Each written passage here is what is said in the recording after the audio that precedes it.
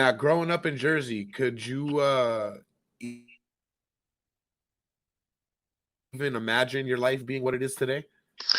No, I even tell everybody back home, like a lot of my classmates from high school, and they're like, "Hey, Jersey, hey, hey, EJ, hey, how the heck you do this stuff? Huh? When you grew up as a kid, And I was a hooligan, I was a street guy, and but what a lot of people didn't know is like my biological father, when he would have us on the weekends, me and my kid brother, because my parents divorced when I was pretty young, he would take us out hunting and fishing and trapping, camping, and the outdoors was his sanctuary, and I really fell in love with it. And I always felt I belonged out there. And so when I went in the Army, and I went in as an infantryman, it really played well to me to be outside all the time, and I was doing a lot of that.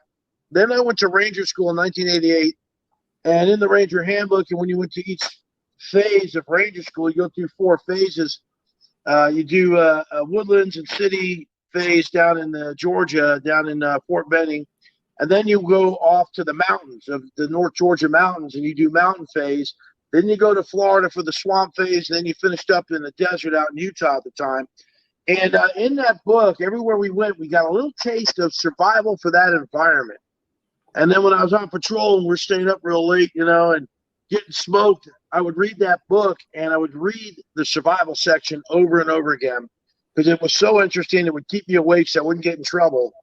And then later on, I became a ranger instructor in 95 in the swamps of Florida, and they made me the primary survival and tracking instructor. So they sent me to tracking school, and then I went to the Army SEER school, which is the Army Survival School. And then I was hooked, and it became a passion for my life.